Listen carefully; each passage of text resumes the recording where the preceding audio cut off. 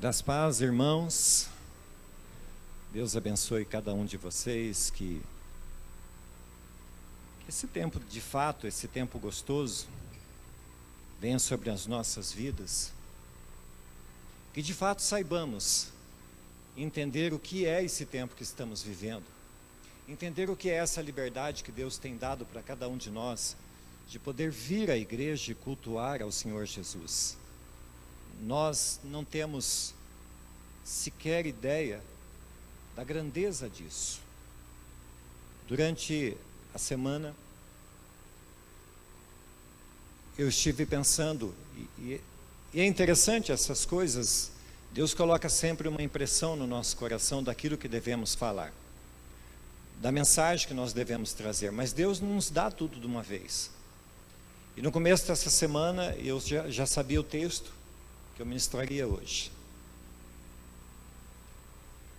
E até confessei isso ao Silvestre, dizendo: rapaz, eu estou com uma dificuldade, o negócio não acontece, não flui, eu quero escrever e as palavras não me vêm. E quando foi quarta-feira, Deus começou a me dar o que eu devia escrever. E hoje, quando eu percebia o Denival ensaiando para o louvor de hoje à noite, essa última música que ele cantou, em espírito, falando da grandeza e da alegria de estar no átrio do Senhor, e como é bom estar na casa do Senhor, vim aqui na beiradinha e falei: quando você ouvir o que eu tenho para pregar, você vai entender porque você está cantando essa música.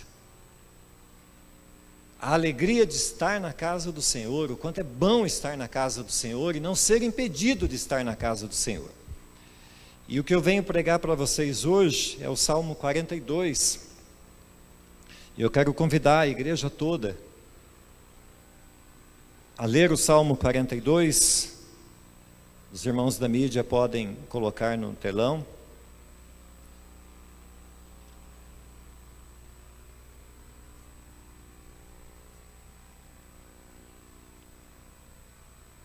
São apenas 11 versículos, vamos ler todos.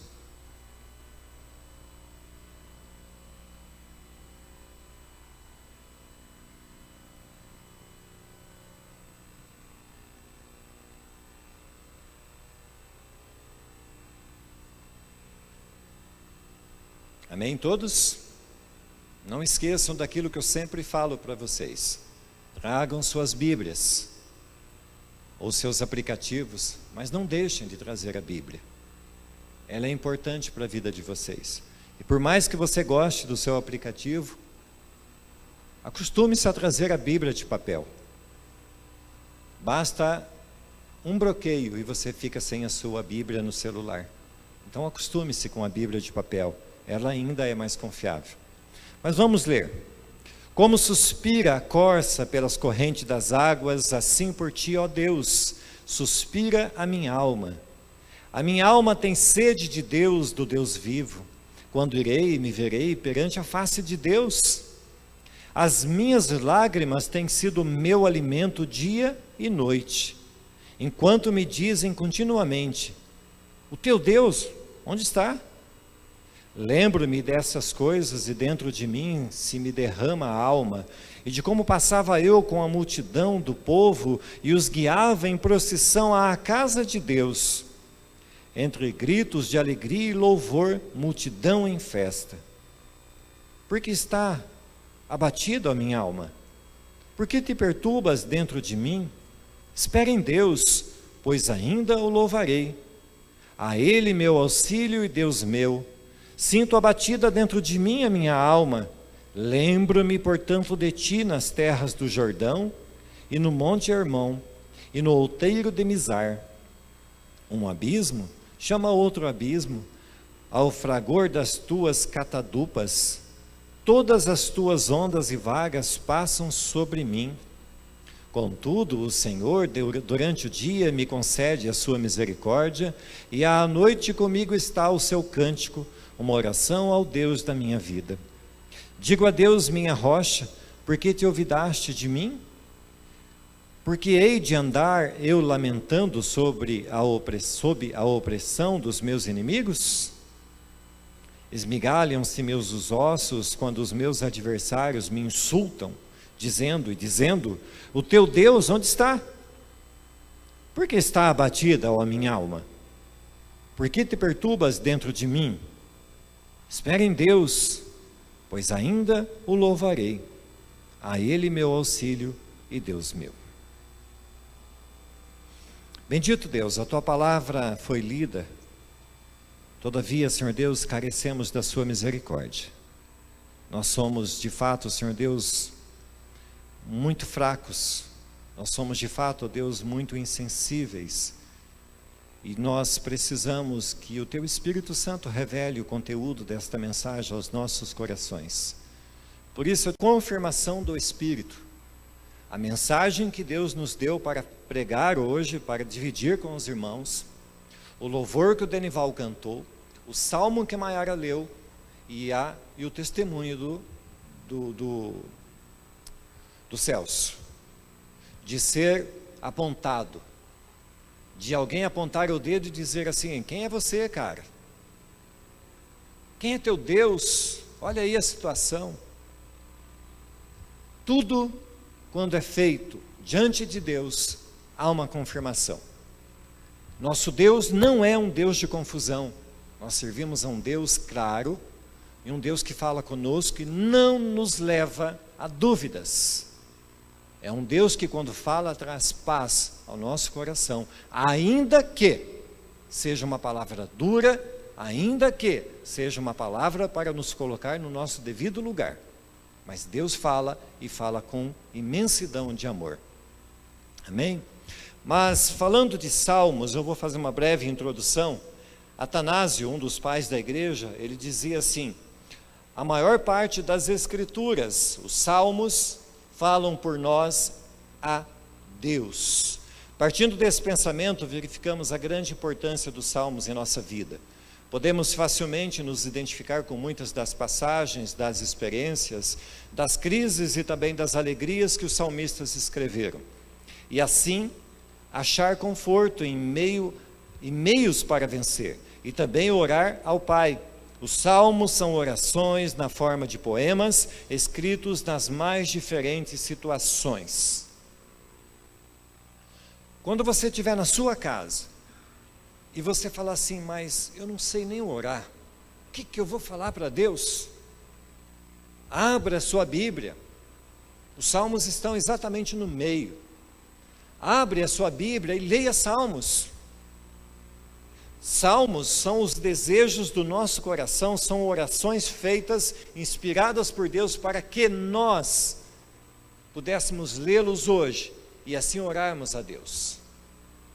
Deus nos dá meios e maneiras de orarmos a Deus. Então leia salmos, você vai perceber que Deus está falando com você pelas orações que Ele mesmo já deu a outras pessoas. Se você percebeu aí na sua Bíblia, algumas traz que o Salmo 42, ele fala assim, Salmo, na minha diz assim, ao mestre de canto, Salmo didático dos filhos de Corá, ou alguns falam Coré. Todavia, há um consenso bem comum entre alguns homens, que esse Salmo não foi escrito pelos filhos de Corá, esse Salmo foi escrito por Davi. Eu estou no partido desses, que foi escrito por Davi, e foi sim concedido aos filhos de Corá para que eles cantassem esses salmos na congregação. Então eu quero tratar durante a minha ministração, entendendo, partindo do ponto de vista, que Salmo 42 e 43, que é a mesma formação literária, a mesma perícope, é escrito por Davi. Ok? Spurgeon e Calvino, eu andei buscando para que eu não falasse besteira a respeito do Salmo 42, e tanto Calvino quanto Spurgeon, eles defendem que também foi escrito por Davi. Veremos que o Salmo 42 e 43 expressam o grito de um homem aflito por estar impedido de ir ao templo do Senhor e prestar-lhe culto, e que, apesar da perseguição e do ataque e da depressão, ele deseja ardentemente estar na presença de seu Deus. Por isso que eu disse, as confirmações são feitas pelo mesmo Espírito. Davi estava passando um tempo de apuro, de dificuldade, de reclusão, ele estava exilado e não poderia voltar ao templo, e ele desejava ardentemente, como a corça anseia pelas águas, estar no templo louvando e glorificando a Deus. Eu sei que eu vou falar isso muitas vezes durante essa ministração, mas nós precisamos estar como Davi, ansiando, desejando estar na igreja, cultuando e adorando a Deus. Fomente isso no seu coração. Quando chegar na segunda-feira, medite na palavra que você ouviu no domingo. Vá ao grupo familiar, comente a palavra e deseje ardentemente que chegue o próximo sábado e domingo, para que você possa vir à igreja. Não perca as oportunidades que Deus tem dado. A verdadeira ocasião da composição desse salmo é meio incerta, mas é muito provável que foi escrito por um tempo em que Saul perseguia e afligia Davi, e por isso ele escreve de maneira tão aflita o desejo dele de estar no templo e não podia, haja visto a sua perseguição. Outros defendem que era o tempo de perseguição de seu próprio filho Absalão. Todavia, prefiro eu crer que era no tempo da perseguição infligida sobre ele pelo rei Saul. Uma alma ofegante pela sede das águas de Deus. Versículo 1 diz: como a corça anseia por águas correntes, a minha alma anseia por ti, ó Deus. A minha alma tem sede de Deus, do Deus vivo.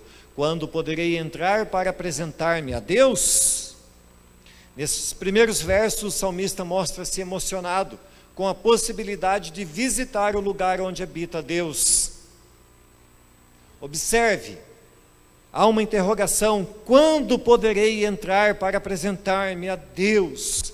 Há um sufoco na alma de Davi, há um desejo de Davi de estar diante de Deus e se apresentar a Ele no templo e poder cantar louvores, glorificar ao Deus vivo.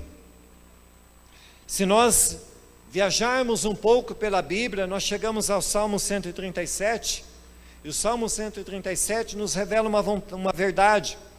Havia um povo que acreditava piamente que Deus só se manifestava, que Deus só estava em Jerusalém. E se eles não estivessem no templo em Jerusalém, então eles não poderiam estar diante de Deus. Davi muito provavelmente era desse time, era desses que criam nessa verdade, nessa cultura do povo. O Salmo 137 diz assim, de um povo que estava exilado, e eles diziam assim: junto aos rios da Babilônia, nós nos sentamos e choramos com saudade de Sião. Ali nos salgueiros penduramos as nossas harpas. Ali os nossos captores pediam-nos canções, os nossos opressores exigiam canções alegres, dizendo: cantem para nós uma canção lá de Sião. Como poderíamos cantar as canções do Senhor numa terra estrangeira? E é por isso que Davi expressa de forma tão contundente e dramática seu anseio por adentrar ao recinto sagrado do templo em Jerusalém. Porque ele cria que lá em Jerusalém era onde ele deveria estar na presença de Deus e adorar a Deus. Observe a grandeza que nós temos hoje, como disse o Denival, de um Deus tão grande, em que a Bíblia diz que seus olhos passeiam por toda a terra, que nos sustenta na palma de sua mão. Somos tão insignificantes e tão pequenos, todavia Ele nos olha, todavia esse Deus cuida de cada um de nós, todavia esse Deus cuidou, caprichou, preparou para que você hoje estivesse aqui, dia 15 de maio de 2016. A bem da verdade, nós não fazemos ideia da quantidade de livramentos que Deus nos deu, para que hoje chegássemos aqui e estivéssemos aqui. Então não despreze a graça e o favor de Deus sobre a sua vida. Ao usar a palavra alma, ele está tanto indicando que sua vida dependia de água para não morrer, quanto dependia de Deus. Quando ele diz assim como a corça é um animal, uma gazela, um veado, um antílope, alguma coisa parecida com isso. Ele diz assim como esse animal está desejoso pelas águas e não pode tê-las, assim está a minha alma aflita, por estar diante de Deus. E ele desejava estar diante de Deus, e nós estamos diante de Deus. Então deseje estar diante de Deus. Mas, na nossa vida, mesmo nós sendo fiéis, estando na igreja, vencendo as dificuldades, vencendo as barreiras, vencendo aqueles que nos esmorecem com palavras depressivas, ainda assim, nós vamos continuar seguindo a Deus, mas haverão túneis escuros. Na vida cristã, há momentos de dificuldade, há lutas, há dificuldades. Quem disse que a vida de crente é isenta de dificuldade? Eu perguntava semana passada para o irmão Sérgio se ele tinha descido já a Serra da Graciosa de trem. E ele me falava lá como que era, e eu fui pesquisar essa semana. Fiquei com vontade de conhecer. Então, para os curitibanos que estão aqui, acho que eles conhecem. Mas aqui no Paraná nós temos a estrada de ferro que desce pela Serra da Graciosa, e ela desce cerca de 80 quilômetros de Curitiba até o litoral, a uma altitude de 900 metros. É uma viagem maravilhosa. Mas nessa viagem maravilhosa tem túneis escuros. Nem tudo é pássaro cantando. Nem tudo são rios. Nem tudo são paisagens floridas. Há túneis escuros durante a viagem. E assim como na vida é impossível escapar de situações difíceis, também nessa viagem não é possível chegar ao seu destino sem passar por esses túneis. Você quer chegar ao fim da sua vida glorificando a Deus e ser arrebatado ao céu, ou morrer e ir para o céu? Glorifique a Deus e anseie por isso, mas haverão túneis escuros, haverão dias de dificuldade, haverão momentos em que você vai falar assim: mas será que eu estou fazendo a coisa certa? Alguém um dia escreveu: de tempos em tempos, todos nós sentimos falta de energia, temos de nós uma imagem negativa, ou uma sensação de desamparo, e é justamente nessas horas em que nós parecemos tão fracos e desorientados, que precisamos mais e mais estarmos perto de Deus. É no momento do túnel escuro que você tem que se agarrar a Deus e ter a certeza que Ele te sustenta, que Ele te ampara. É no túnel escuro que você vê a manifestação da graça de Deus. No mundo, uma pessoa a cada 40 segundos comete suicídio. Cada 40 segundos morre uma pessoa porque deu fim à própria vida, porque não suportou a angústia, não suportou os problemas, e acaba tirando a própria vida.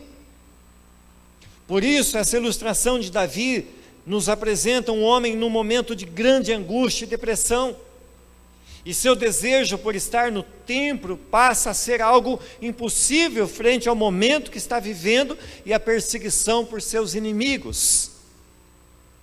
Mas escute uma coisa: Davi não quis tirar a própria vida. O que Davi quis foi estar com Deus. Talvez nessa noite eu esteja falando a alguém aqui, ou alguém que me escuta pela internet, que já pensou em tirar a própria vida, ou que acha que a vida não vale a pena, ou que acha que o túnel é escuro demais e longo demais e ele não vai vencê-lo. Não busque o caminho da morte, busque o caminho da vida, que é Deus. Ele vai te dar o escape, Ele vai te dar o livramento. A figura da corça bramando pelas águas correntes nos leva a imaginar um animal sedento vendo as águas, mas sendo impedido de chegar às margens pelos seus caçadores. Davi vivia debaixo de constantes ataques de seus inimigos, e esta era provavelmente uma das causas de sua depressão. Observe, Davi não estava feliz da vida. Davi estava debaixo de opressão, de perseguição. Davi estava manifestando sintomas de depressão. E talvez alguém um dia já deve ter dito para você: mas que crente é esse que tem depressão? Depressão é doença. E doença tem cura. E há remédios que Deus possibilitou ao homem criar para tratar a depressão. E se não bastasse isso, ainda há Deus que cura, que liberta, que manifesta a sua graça e resgata do poço escuro e traz para a luz. Há um Deus que cura, amado. Há um Deus que salva. Poderíamos dizer que a nossa vida com Cristo é muito parecida com a de Davi. Enfrentamos diariamente nosso inimigo, que luta diuturnamente para nos desanimar e fazer parar.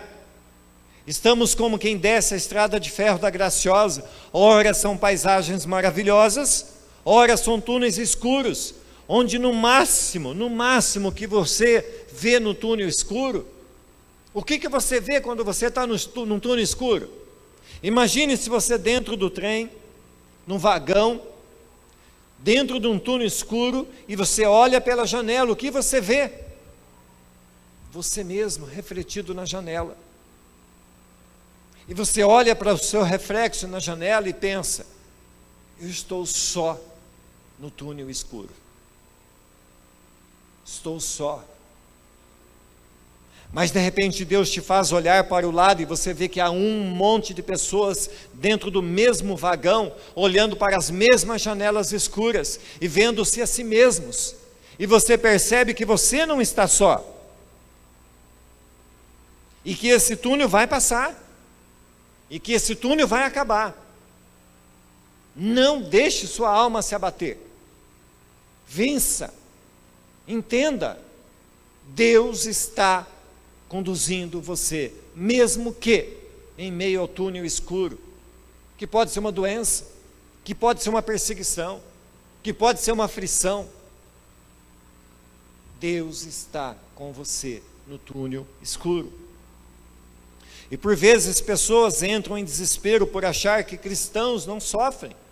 Minha esposa falou um dia desses aqui, que conversou com uma irmãzinha, e essa irmãzinha estava depressiva porque ela estava passando um sofrimento, e na cabeça dela não continha: como pode um crente nascido na igreja sofrer? Crente sofre, crente fica doente, crente tem unha do pé encravado também, crente pega câncer, aliás, pega não, desenvolve.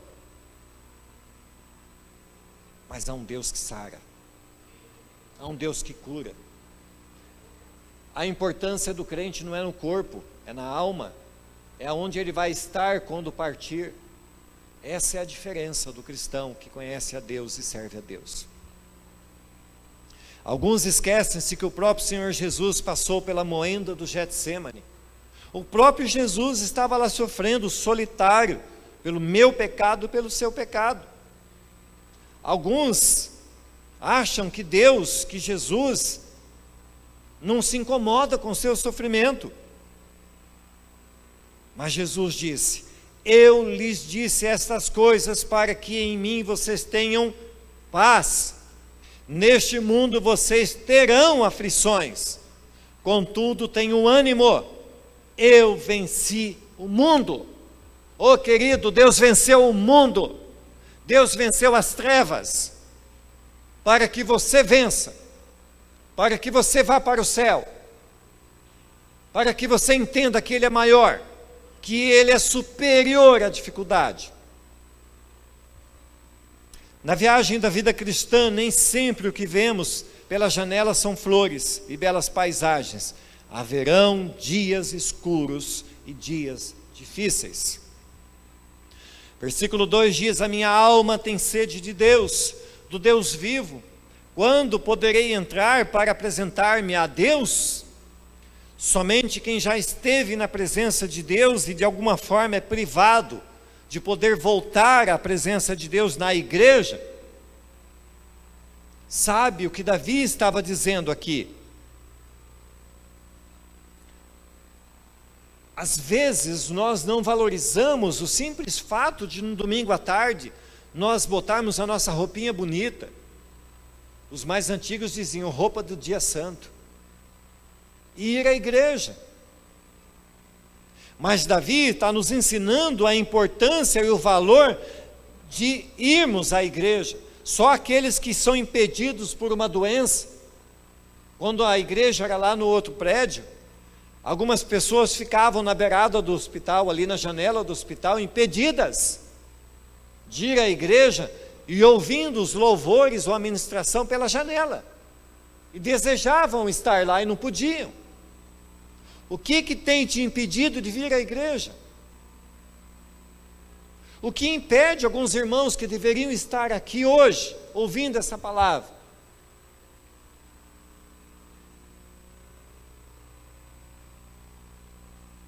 Só para que vocês tenham ideia do que nós temos de felicidade, de alegria,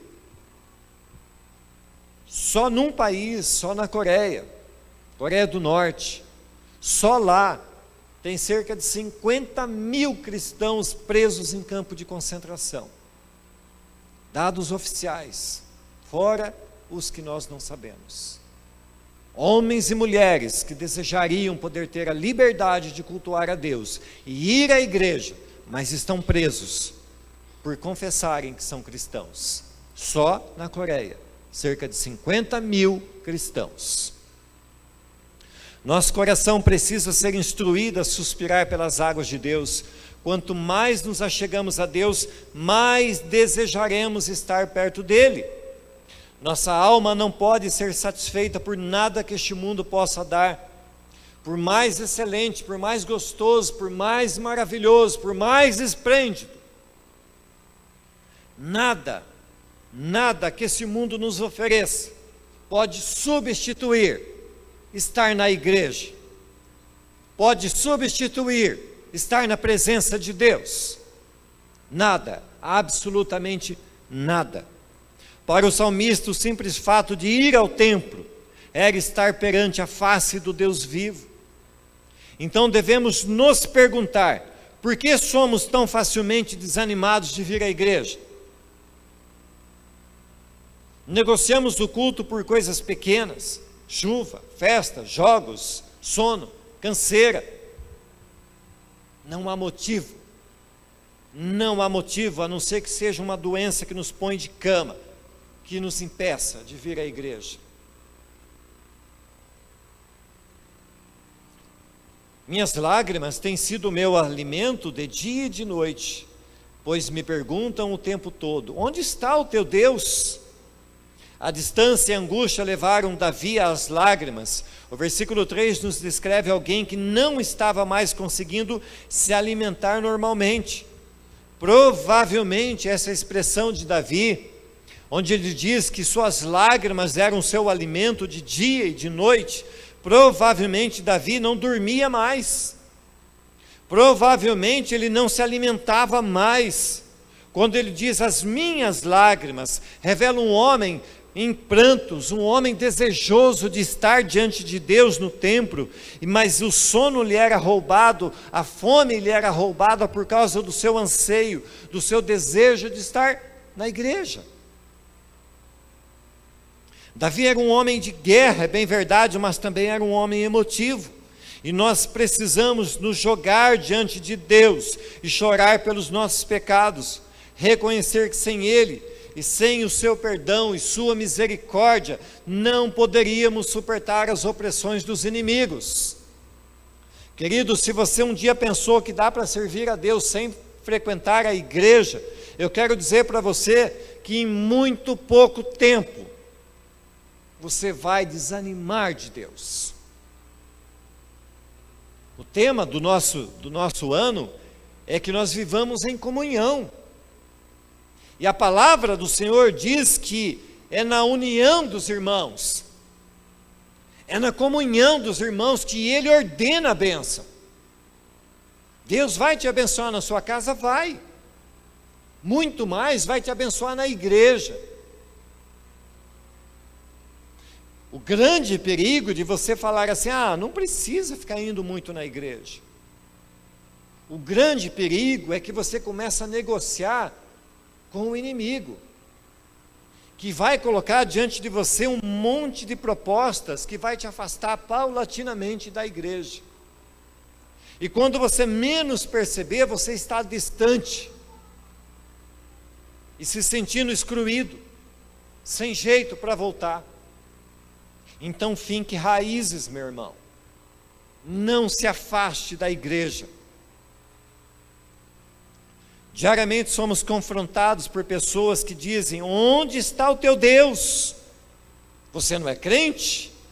Passamos por situações difíceis e mesmo quando tudo parece perdido e sem solução, e se dermos ouvidos às vozes dos inimigos, poderemos ser levados a duvidar e perder nossa convicção no Deus que nos auxilia.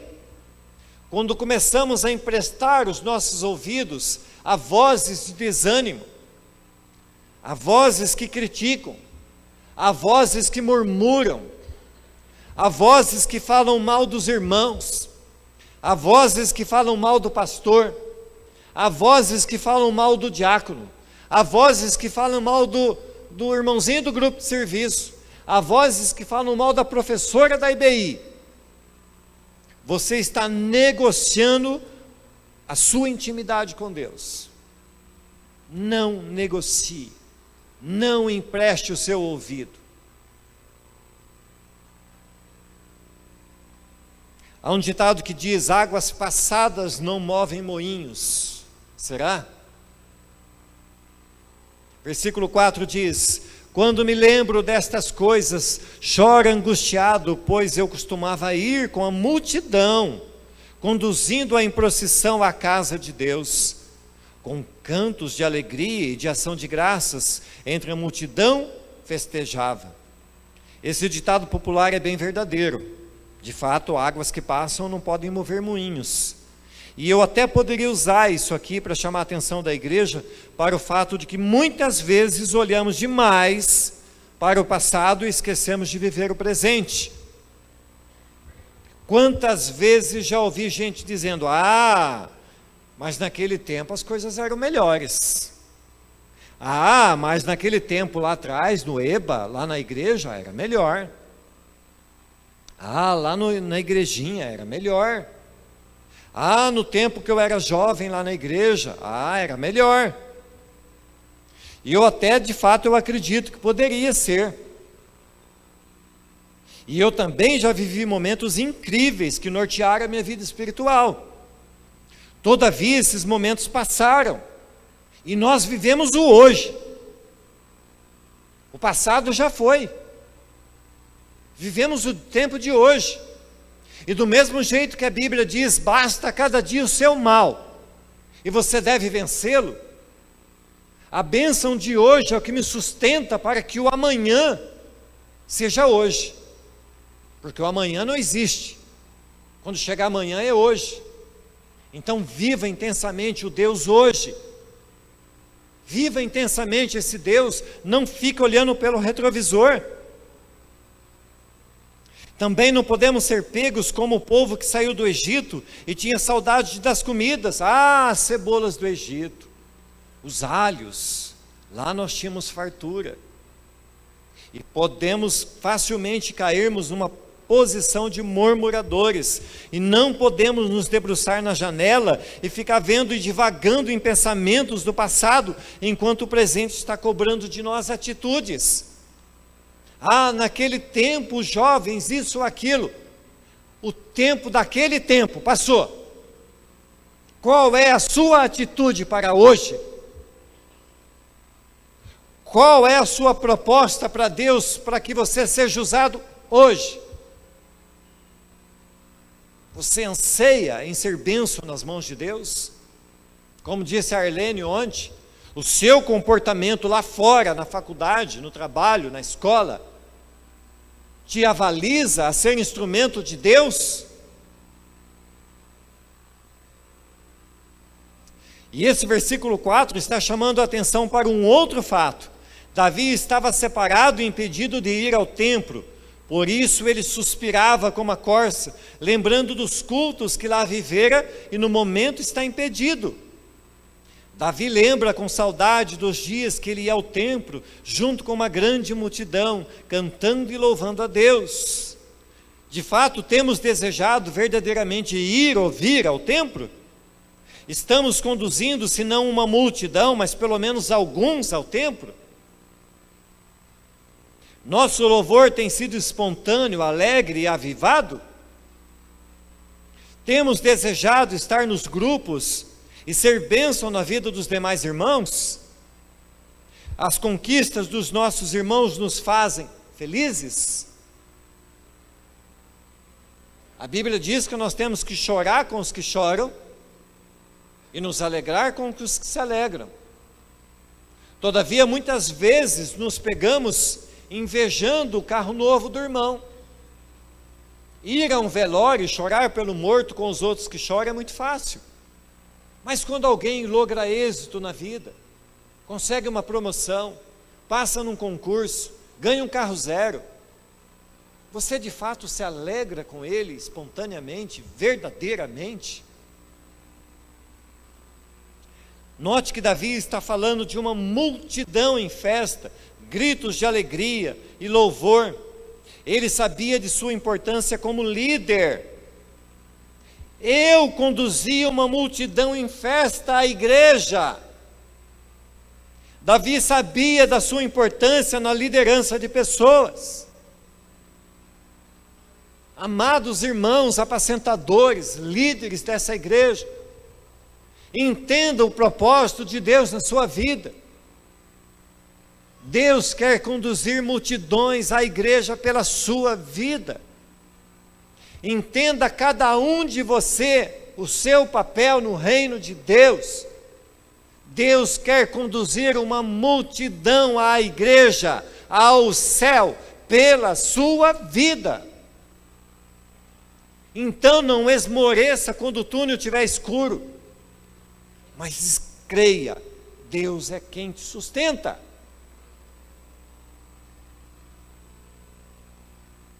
Quem cai em desânimo é abatido. Ouça, versículo 5.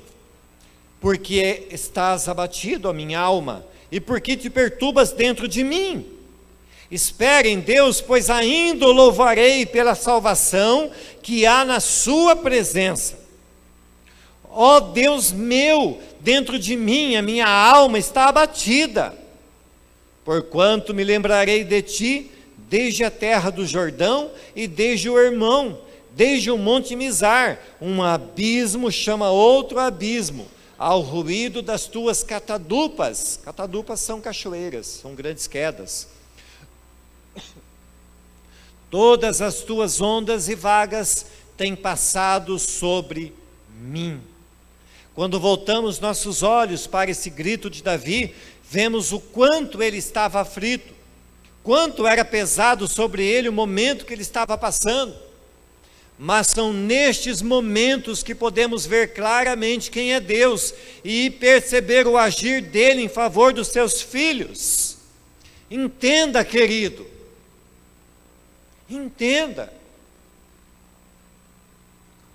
Quando as grandes e pesadas águas das noites escuras, dos túneis escuros, quando os dias difíceis, quando as ondas passarem por cima de você, há um Deus que está cuidando de você.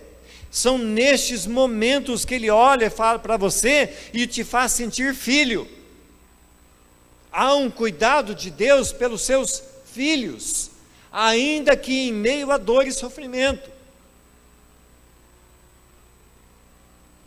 Sabendo quem é Deus, não podemos desanimar. Ele nos dará força pelo seu Espírito para continuar e ir em frente, e levar ainda outros a se animarem e continuar a jornada. Quando nos deixamos desanimar, perdemos a força e nossas pernas tornam-se pesadas.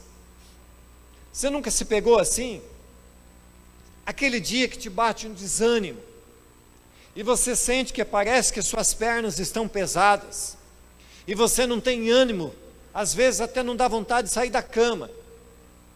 Você olha para o serviço e fala: meu Deus, como que eu vou dar conta desse serviço? Há um desânimo sobre a sua vida. Eu quero dizer para você que o dia que bater em você esse desânimo, repreenda ele, rejeite ele, leve a sua mente cativa a Cristo, e vá em frente, não esmoreça, vença esse desânimo. Deuteronômio 25:17 diz assim: lembrem-se dos que os amalequitas lhe fizeram no caminho, quando vocês saíram do Egito, quando vocês estavam cansados e exaustos, eles se encontraram com vocês no caminho, e eliminaram todos os que ficaram para trás, não tiveram temor de Deus.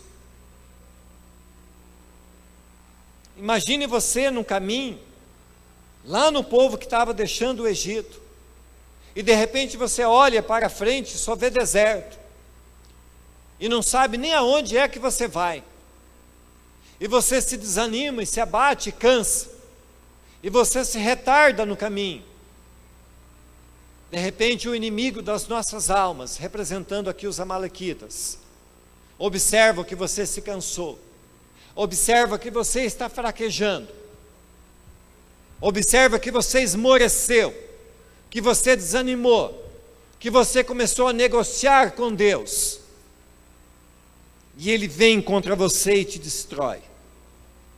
Não negocie com o inimigo, não desanime. Do contrário, o inimigo das nossas almas dará contra você e te destruirá.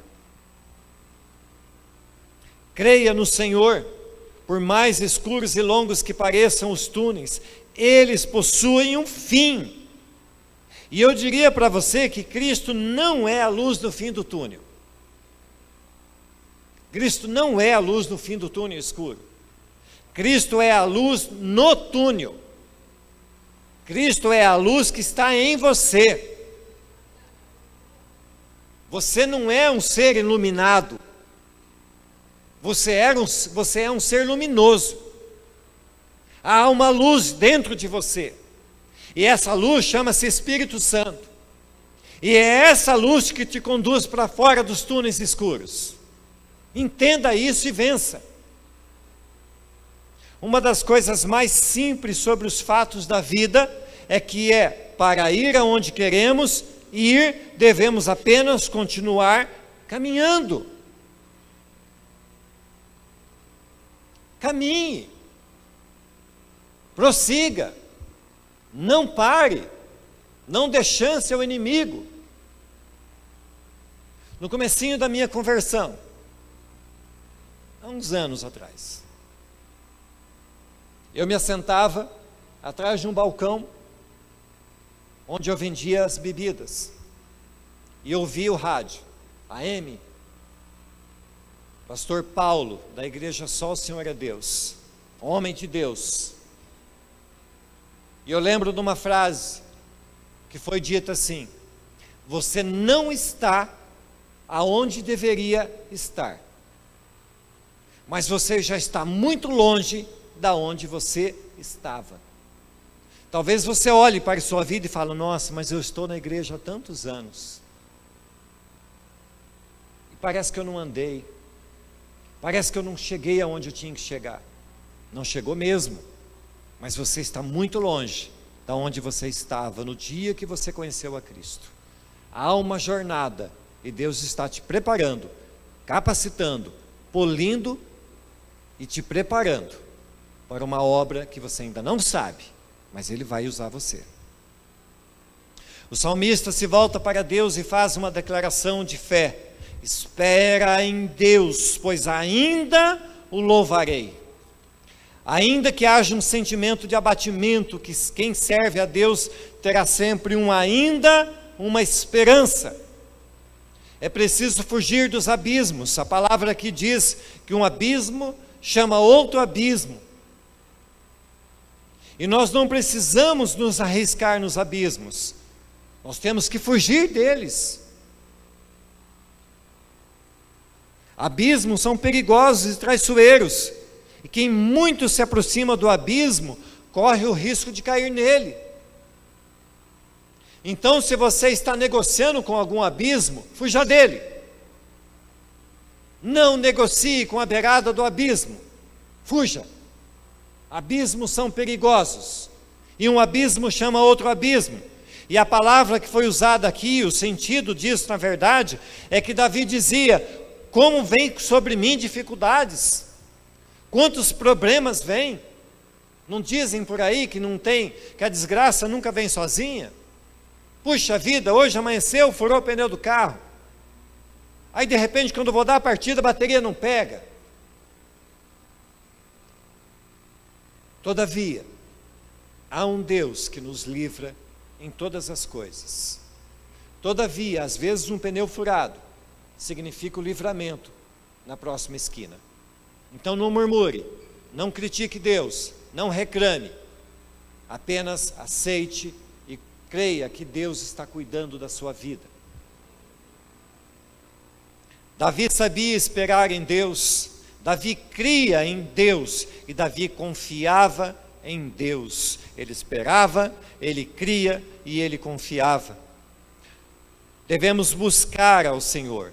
Apesar dos acontecimentos que deixam Davi desorientado, ele busca forças em Deus para orar. Olha o versículo 8: contudo, de dia o Senhor ordena sua bondade, e de noite a sua canção está comigo, uma oração ao Deus da minha vida. De dia Deus esparrama a misericórdia dele sobre a sua vida. Te livra, te conserva, te protege, te sustenta. Aí quando chega a noite, aí você fala: ô dia mais infeliz, ô dia difícil. Por que eu fui levantar da cama hoje? Por que eu não fiquei em casa dormindo? Você nunca falou isso? Eu já. Mas Davi diz: e de noite sua canção está comigo, e uma oração ao Deus da minha vida. Em vez de reclamar do dia que foi difícil, cante ao Senhor, louve ao Senhor, ore ao Senhor, leia salmos. Entenda que Deus é Senhor no dia difícil, e Ele é Senhor no dia bom. Ele é Senhor. Todas as coisas são postas em ordem pelo Supremo Senhor, que olha para a aflição de Davi, agindo para com ele com bondade, e a palavra aqui é misericórdia. Se observarmos bem, veremos que Davi reconhece que o próprio Senhor é quem coloca em seus lábios a canção para que ele o louve, e chama isto de uma oração ao Deus da minha vida. Entenda isso. Reconheça a sua dependência de Deus. Somos fracos, facilmente caímos, mas Deus é a nossa força, nosso sustento, nossa rocha. E o versículo 9 diz: a Deus, a minha rocha, digo, por que te esqueceste de mim? Porque ando em pranto por causa da opressão do inimigo. Davi, ao mesmo tempo que reconhece em Deus seu lugar de firmeza, também questiona Deus ao dizer: por que te esqueceste de mim? Em algumas Bíblias diz olvidaste. É a mesma coisa, olvidar é não ouvir. Às vezes eu e você nos pegamos pondo Deus na parede e exigindo dele satisfação e explicação. Por que te esqueceste de mim, Deus? O Senhor não está me escutando? Não percebe a minha luta? Não vê a minha aflição? Quem somos nós para pôr Deus na parede e exigir alguma coisa de Deus? Quem somos? E a palavra diz: onde está Deus? Somos confrontados, como diz o Celso, somos confrontados pelo inimigo que usa seus enviados, que são hábeis no ofício de nos pôr em xeque e tentar lançar dúvidas sobre nossa fé. Onde está o teu Deus, Diego? Olha aí a luta que você está passando.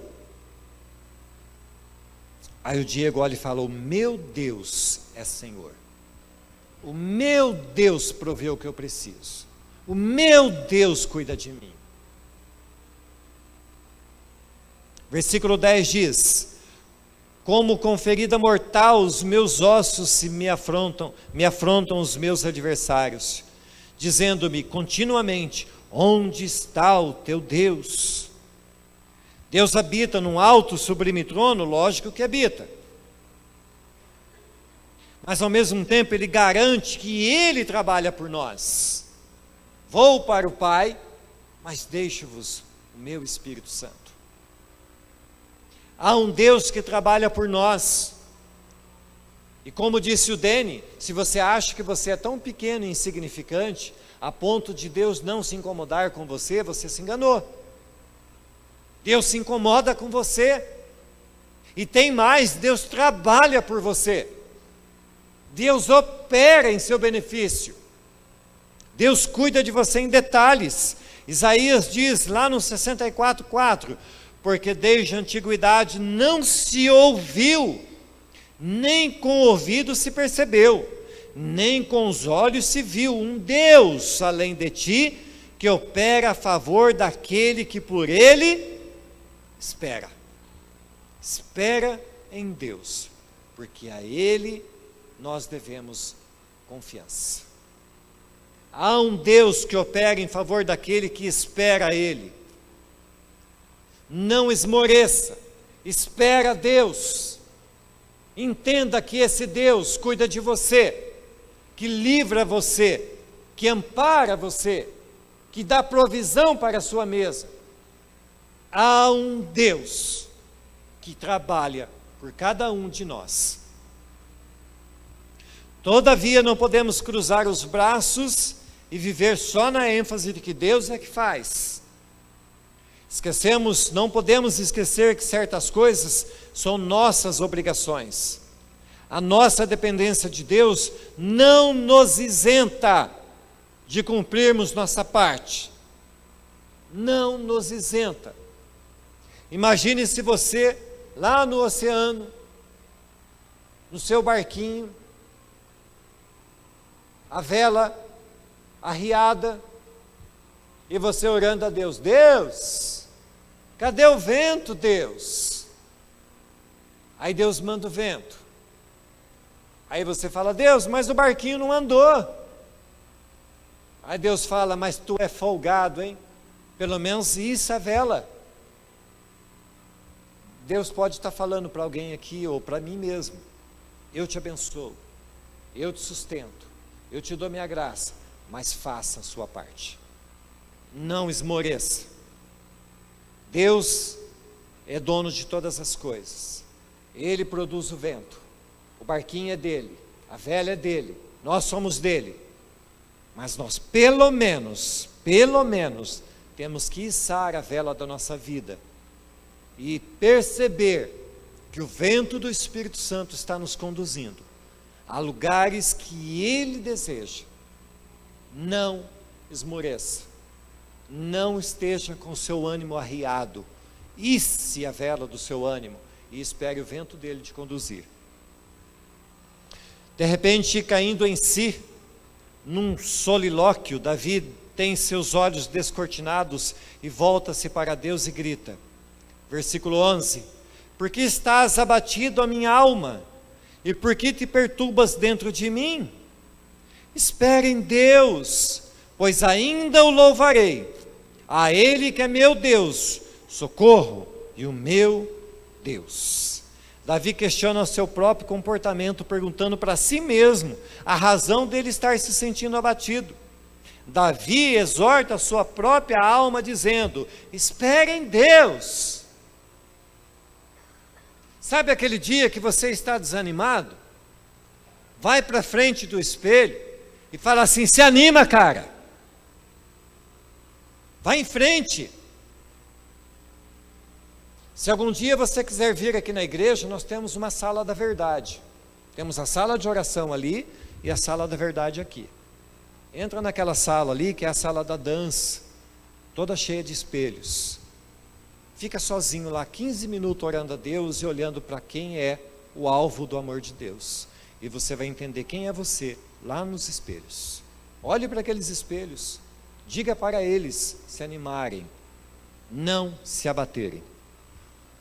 Deus é a nossa esperança. O profeta Abacuque disse: mesmo não florescendo a figueira, não havendo uvas nas videiras, mesmo falhando a safra de azeitonas, não havendo produção de alimento nas lavouras, nem ovelhas no curral, nem bois nos estábulos, ainda assim eu exultarei no Senhor e me alegrarei no Deus da minha salvação.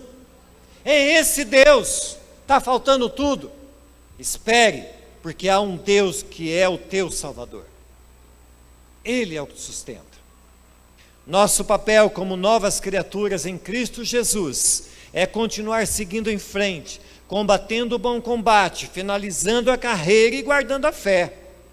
Ainda que não vejamos os frutos de nossas obras, alguns verão e serão abençoados por elas.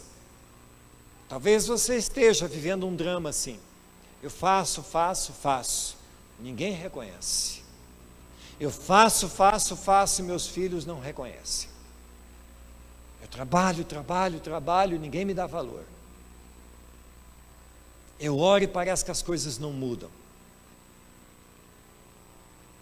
Houve um homem, um dos maiores compositores de todos os tempos, chamado Beethoven. E Beethoven era surdo. E ele compôs as maiores sinfonias, coisas maravilhosas. Sinfonias que nós ouvimos hoje. Eu pelo menos amo sinfonia, gosto demais. E me deleito ouvindo as canções, as sinfonias de Beethoven. E sou abençoado por elas. Mas Beethoven não ouvia suas próprias canções. Ele era surdo. Talvez você não ouça a canção que você está escrevendo, mas não duvide, o que você está escrevendo vai surtir efeito na vida de alguém, talvez na sua próxima geração. Talvez você nem esteja mais aqui, mas o tempo que você tem gastado escrevendo a Sinfonia dos Joelhos, um dia vai dar fruto. Creia nisso. Partindo para a conclusão, embora o Salmo 42 seja um dos mais lidos em tempos de aflição, ele não é simplesmente a experiência de Davi. Ele deve ser para nós um guia para fora dos túneis escuros que surgem vida fora. Nossa jornada pela serra graciosa da vida chegará um dia ao final. Inevitavelmente passaremos por lindas paisagens, veremos cascatas de águas espumantes e pássaros cantando. Mas passaremos também por lugares que causarão medo e túneis escuros, mas que passam. O Salmo 43, que aliás faz parte da mesma unidade literária do Salmo 42, continua dizendo: faze-me justiça, ó Deus, e pleiteia a minha causa contra a nação ímpia. Livra-me do homem fraudulento e iníquo, pois Tu és o Deus da minha fortaleza. Por que me rejeitaste? Porque ando em pranto por causa da opressão do inimigo. Envia a Tua luz e a Tua verdade para que me guiem. Leve-me elas ao Seu santo monte. À Tua habitação, então irei ao altar de Deus, a Deus que é a minha grande alegria. Ao som da harpa Te louvarei, ó Deus meu, porque estás abatida, ó minha alma, e porque te perturbas dentro de mim? Espere em Deus, pois ainda o louvarei, a Ele que é o meu socorro e o meu Deus. Acima de tudo, irmãos, precisamos saber que na serra graciosa da vida não estamos descendo. Na serra graciosa da vida nós estamos subindo. E quem pegou o trem da salvação está a viagem acima. E Jesus Cristo é o condutor desse trem. Jesus Cristo é o nosso alvo. Jesus Cristo é o nosso destino. O nosso destino é um céu, é uma nova terra, sem túneis escuros, sem lágrimas, sem tristeza, sem abatimento. Um dia essa viagem que nós estamos viajando, na serra graciosa da vida, morro acima, nos levará a um lugar onde não haverão lágrimas, onde não haverão abatimentos, onde não haverá perseguição, onde não haverá desânimo, onde não haverá mais crimes, onde não haverá mais dores, onde você nunca mais, por toda a eternidade, nunca mais você vai precisar olhar para si mesmo e dizer: por que estás abatido, a minha alma? Porque lá haverá louvores e alegria ao Deus eterno, por todo sempre, por toda eternidade. Então creia nisso, creia nessa mensagem que Deus trouxe para nós. Anima-te, esforça-te, não esmoreça e creia, Deus está conduzindo a sua vida, ainda que você precise passar, vez ou outra, por algum túnel escuro. Amém, queridos? Recebem essa mensagem? Então que Deus te fortaleça, que Deus te anime, que Deus te preserve, que Deus te dê uma palavra essa semana para você animar a vida de alguém, que Deus te use como ferramenta, que Deus use a sua vida, e que sua vida esteja apta a ser usada por Deus. Amém? Vamos nos pôr de pé. Eu queria chamar os meninos do louvor. São 8 horas e 57 minutos. Nós vamos para casa, felizes da vida, porque tem um Deus que nos sustenta. Eu queria que os irmãos cantassem aquele último hino que foi cantado. Eu acho que ele é perfeito para o dia de hoje, para a mensagem de hoje, que fala para nós da alegria de estarmos nos atos do Senhor. Enquanto eles cantam, ore a Deus, peça para Deus te animar, repense a segunda-feira, esqueça o passado, mas repense a segunda-feira, que ainda não aconteceu, mas que amanhã cedo você levante, animado, ainda que tenha dificuldade, mas que amanhã cedo você amanheça cheio do ânimo do Senhor, louvando a Deus e cantando essa canção. Amém?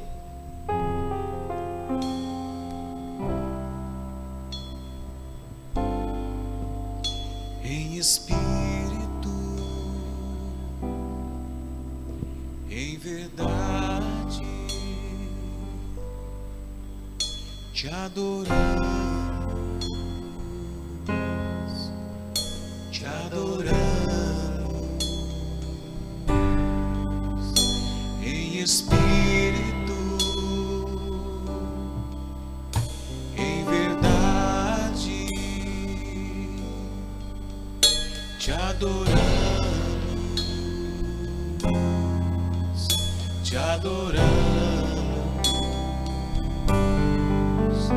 Rei dos reis e Senhor, te entregamos nosso viver, Rei dos reis e Senhor,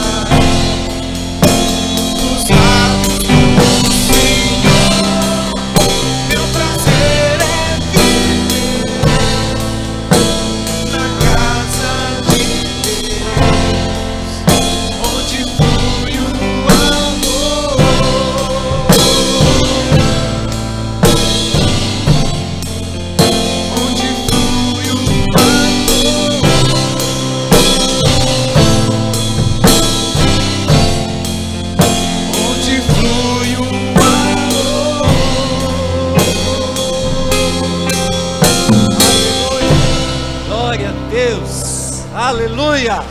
Louvado seja o Senhor, pois só Tu és digno, Senhor Deus, desse louvor. Aleluia, aleluia, aleluia, aleluia.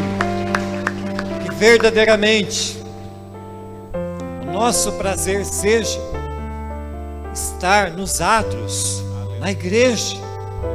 Que verdadeiramente seja essa a nossa alegria. Que verdadeiramente seja esse o nosso prazer. Então não esmoreça. Se você acha que o navio está fazendo água, pegue um balde e jogue a água fora, mas não pule do navio. Não esmoreça, pois a nossa alegria, o nosso prazer é estarmos na casa do Senhor. Amém? Querido Deus, no nome de Jesus, o Teu Filho amado, nosso Senhor, o nosso Salvador, muito obrigado, ó Deus, pela semana, Senhor Deus. Que bênção, Pai, começarmos a semana glorificando o Teu nome, cantando louvores, ouvindo a Tua palavra. Que glória é essa, Deus, que nós não entendemos? Que manifestação é essa do Teu Espírito? Ó Deus, muito obrigado, Deus. Louvado seja o Teu santo e bendito nome. Abençoa os meus irmãos, Deus.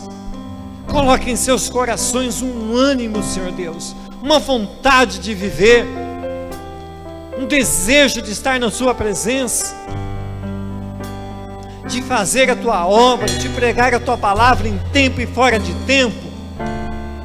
Abençoa a Tua igreja, Senhor Deus. Abençoa com união, abençoa com comunhão, com ânimo, com vontade, com verdade. Que sejamos um só povo e que sirvamos a um só Deus, o Deus dos deuses, o Deus Todo-Poderoso.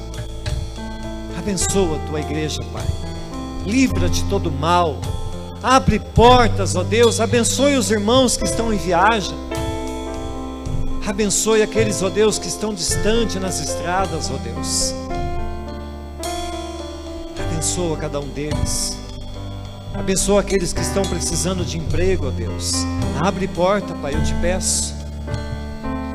Aqueles que estão trabalhando, ó Deus, capacita com a capacitação do Teu Espírito Santo, para que sejam hábeis, que sejam prósperos, que sejam a diferença onde eles estão. Abençoe, Senhor Deus, a nossa igreja. Abençoe cada projeto que temos, ó Deus. Abençoe cada projeto, ó Deus, que nesses projetos seja o Teu nome glorificado. Que tenhamos, ó Deus, a porta da igreja aberta, não só a meia hora, mas que cheguemos, ó Deus, a um dia termos a porta aberta o dia todo. E que possamos, ó Deus, atender, a ser irmãos com aqueles que carecem da nossa ajuda. Abençoe aquelas crianças no orfanato, ó Deus. Abençoe aqueles que ofertaram, Senhor Deus, para que ontem aquelas crianças recebessem os agasalhos. Que sejamos sim verdadeiramente igreja, Senhor Deus. Muito obrigado, ó Deus, por Tua graça e misericórdia. Ó Deus, que o Teu grande e maravilhoso amor, que a comunhão que há em Cristo Jesus, a graça dEle, que esse consolo que há no Espírito Santo venha sobre a Sua igreja, Deus. Que seja assim, Deus. Que seja assim, em nome de Jesus.